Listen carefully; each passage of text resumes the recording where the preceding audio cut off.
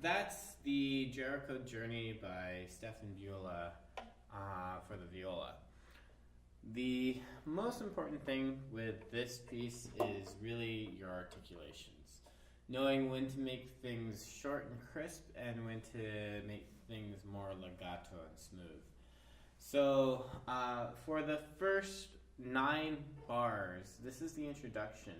You want to make sure that all those 8th rests are observed. So try and really chip the first note, but stop the bow on the string so that you don't lift and that you come down crashing on the string.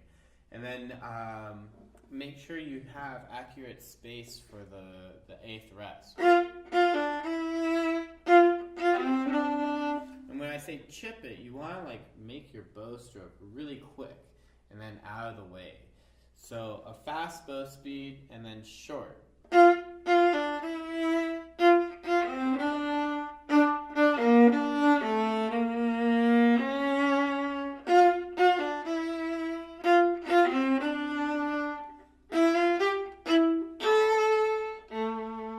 And then for the last 2 bars there, make sure that the staccato core notes are really short. So measure 7, staccato core notes, short, short.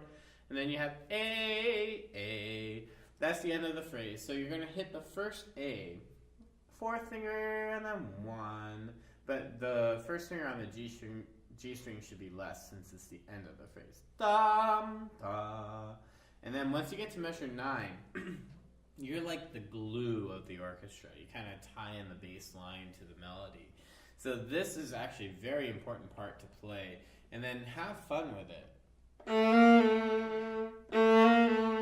It's so kind of juicy. Da-dee-ba, da-dee-da.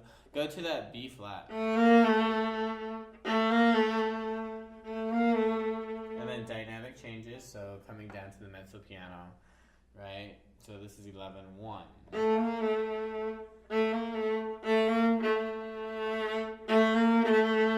Now at measure 13, we do have that comma there. When you see that comma, don't think of it as a bow lift. Think of it more as a break or a breath. So really, it becomes like a hook. So there's a pause, stop. Just like you would for a hook.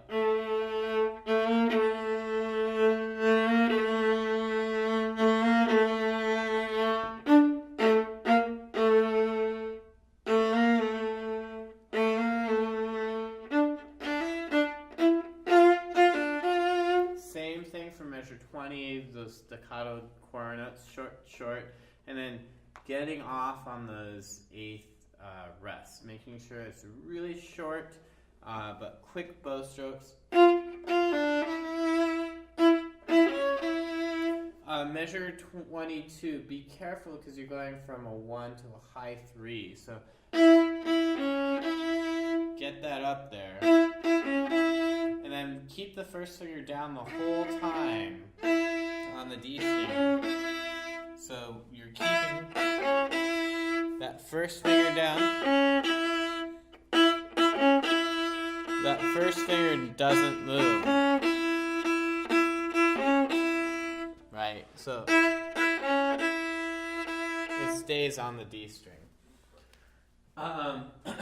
For 23, same idea. Keep that C sharp nice and high.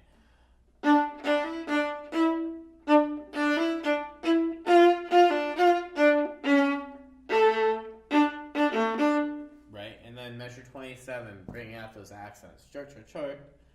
Right. Measure 30, we move on to the secondary theme. So don't get confused with the slur. It slurs to short, right? And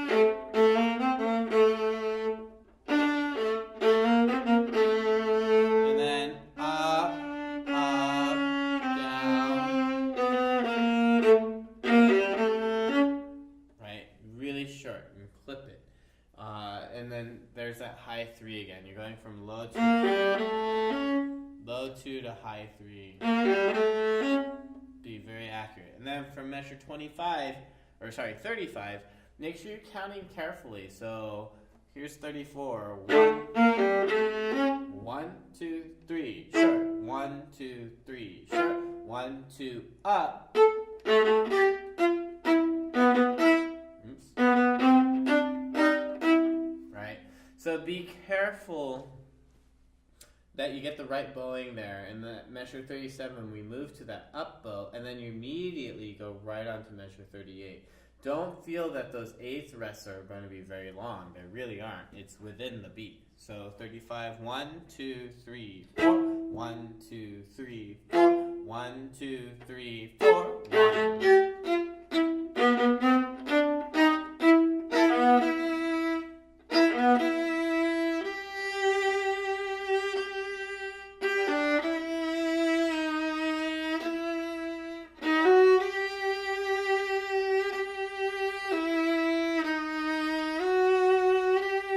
So measure 48, be careful you're going from that low 1 to F sharp. Same thing with 45.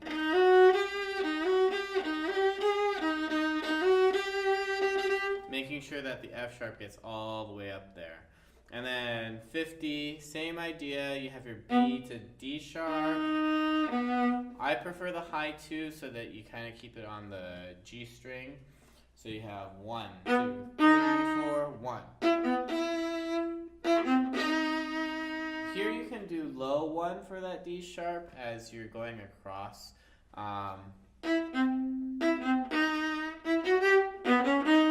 But here, since it goes pretty quick at measure 53, you should probably go back to high 4. Right? It all depends on the speed of where that D sharp is. So if it's a long half note, then you can hold it out and make your change to regular 1 for the E. Or if it goes pretty quick, like C sharp to D sharp, it may actually be easier to get that 4th finger, right? Same thing for 54.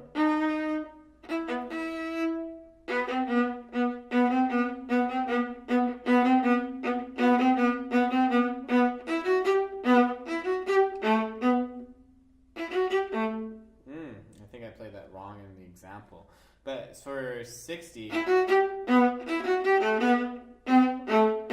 right, make sure that these eighth notes going in between 60 and 61, right, make sure that they all kind of move forward. And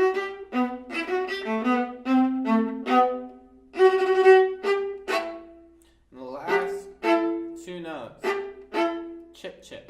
And make sure you don't have as much rosin as Mr. Kaye does, because if you have too much rosin on there, it tends to get too scratchy. So, again, the most important things to realize when you're playing is the articulations and the style. The notes are relatively easy. You do have quite a few stretches with your C sharps and your D sharps, but you want to be very careful about the style, what you're doing. Of course, in the long legato passages, the whole notes, the half notes, adding vibrato in there makes a big difference. So I hope this was helpful. Good luck and happy practicing.